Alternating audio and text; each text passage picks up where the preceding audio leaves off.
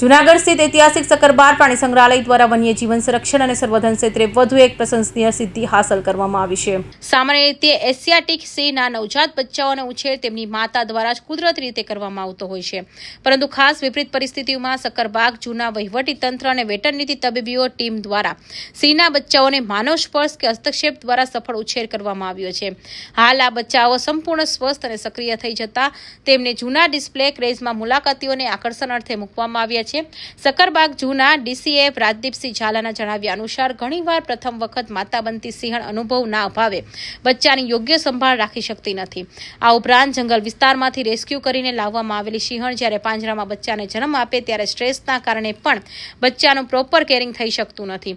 આવી સ્થિતિમાં બચ્ચાઓને અસ્તિત્વ સામે જોખમ ઊભું થતા તંત્ર દ્વારા તેમની માતાથી અલગ કરી તાત્કાલિક જૂના રેસ્ક્યુ એન્ડ રિહેબિલિટેશન સેન્ટર ખાતે ખસેડવામાં આવે છે।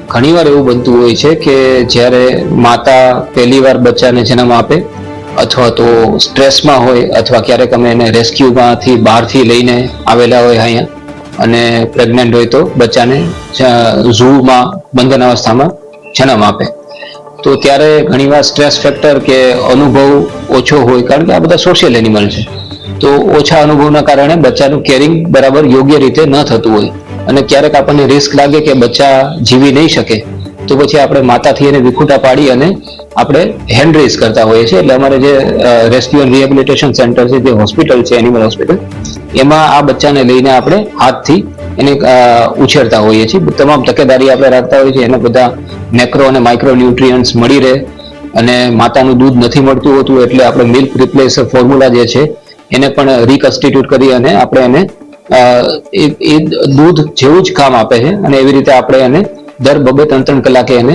ફીડ કરતા હોઈએ છીએ।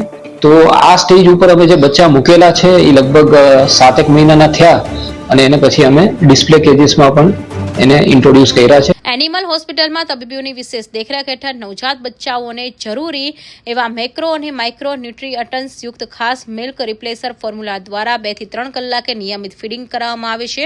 સતત 3 મહિના સુધી દૂધ અને વિટામિન્સ આપ્યા બાદ બચ્ચાઓ 3 મહિનાના થાય ત્યારે તેમના પાચન તંત્રને મજબૂત કરવા માટે મટન અને ચિકનનો ઝીણો કીમો બનાવીને સોલિડ ખોરાક આપવાનું શરૂ કરાય છે। 7 મહિનાની ઉંમરે બચ્ચાઓ શારીરિક સક્ષમ બનતા તેમને પ્રવાસીઓ માટેના ડિસ્પ્લે ક્રેઝમાં શિફ્ટ કરાય છે। કૌશિક પટેલનો report, Hind TV news, Surat.